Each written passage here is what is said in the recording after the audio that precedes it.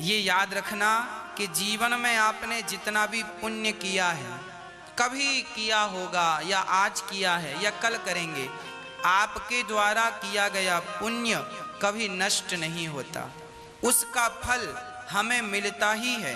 हमने जीवन में जितना भी सुख पाया है यह हमारे पुण्य के प्रताप से हमें मिला है, और जीवन में हमने जितना दुख पाया है ये हमारे पाप का परिणाम हमें दुख बन करके मिला है। कोऊ ना काहू को सुख दुख कर दाता, निज कृत कर्म भोग सब भ्राता। हर व्यक्ति अपने अच्छे और अपने बुरे कर्मों का प्रतिफल इस संसार सागर में भोगता है। देखो, हम अपने ही कर्मों का फल भोगते हैं कैसे, एक उदाहरण से हम ये बात आपको समझाना चाहेंगे। एक राजा था, उस राजा के 3 मंत्री थे। राजा ने तीनों मंत्रियों से कहा, जाओ बगीचे से बढ़िया ताजे ताजे फल लेकर आओ। राजा ने एक ही बगीचे में 3 मंत्रियों को भेजा। बगीचा बहुत बड़ा था, किसी द्वार से एक मंत्री गया तो किसी द्वार से दूसरा और किसी द्वार से तीसरा, और तीनों के पास बराबर बराबर झोला बैग था फल भरने के लिए। तीनों चले। एक मंत्री गया, ईमानदारी से पेड़ पर चढ़ा, ताजे ताजे फल, पके पके फल समेटने लगा, भरने लगा, तोड़ने लगा। दूसरा बड़ा आलसी था, सोचा थोड़ा सा बैठ लूं, थोड़ा लेट लूं, बहुत सारे फल लगे हैं तोड़ लूंगा। आलसी था सो बैठ गया, लेटा सो नींद आ गई। जब आंख खुली तो समय बहुत बीत चुका था, तो अब वो चढ़कर तो नहीं तोड़ सका। जो नीचे हवा से गिर गए थे वो फल उठा उठा के, उनमें कुछ बढ़िया थे, कुछ 2-4 दिन पुराने थे, सो सड़ना शुरू हो गया, उनको भी भर लिया। तीसरा बड़ा तार्की था, तर्क बहुत करता था। तो वहां का जो माली था, बगीचे का रक्षक, माली से जाकर मंत्री ने कहा, माली जी कितने पेड़ हैं? बोले 500। कितना फल होता है? बोले 1000-2000 कुंटल। अच्छा, कितने दिन का सीजन है? बोले इतने दिन का। कितना पैसा आ जाता? इतना आ जाता। कितना नुकसान होता? इतना नुकसान। वो राजा का मंत्री प्रपंच करने लगा, पंचायत। इसी में उसका समय तो निश्चित था, इतना ही समय राजा ने दिया था। तीनों के पास समय बराबर था, पर तीनों ने देखो अपने समय का किस प्रकार उपयोग कर रहे हैं। एक ईमानदारी से फल तोड़ रहा है, दूसरा उस समय में सो रहा है, जिस समय में उसे फल तोड़ने भेजा गया उस समय में वो आलस्य कर रहा, और तीसरा प्रपंच, पंचायत। जैसे आप लोग पड़ोसन से क्या बनाया है, क्या खाया है, आज क्या खाया, आज क्या बनाया, ये प्रपंच आप लोग करते रहते हैं।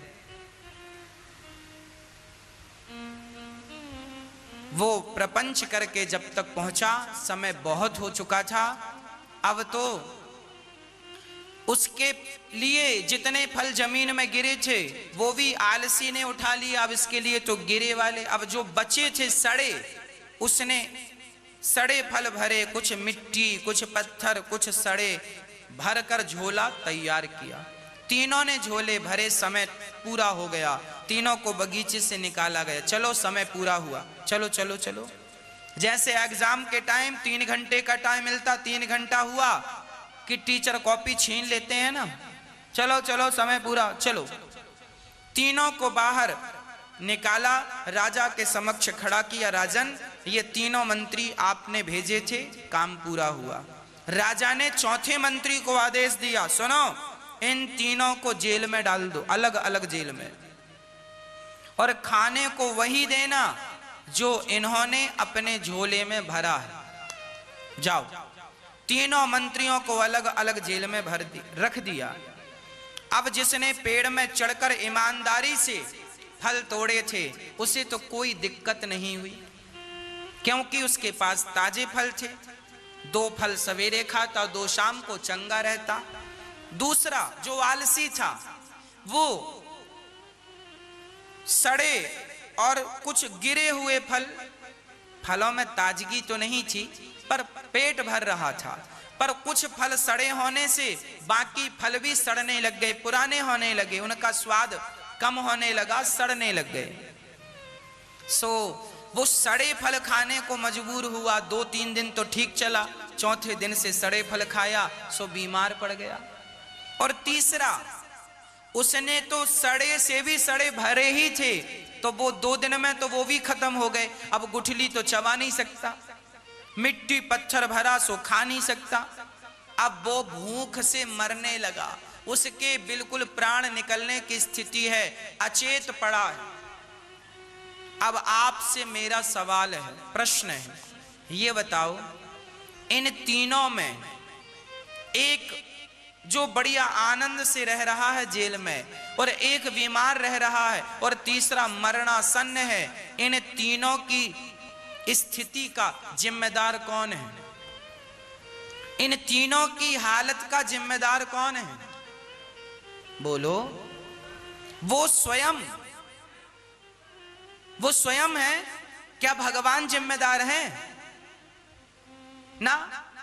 लोग कहते हैं भगवान तुमने बहुत दुख दिया, भगवान दुख नहीं देते, आपके तमाम दुखों के जिम्मेदार आप स्वयं होते हैं। ईश्वर ने किसी को दुख नहीं दिया। राम न मारे काहू को, पापी नहीं आराम, आप ऐसे मर जाते हैं कर कर खोटे काम। कोई ईश्वर जिम्मेदार नहीं है हमारे।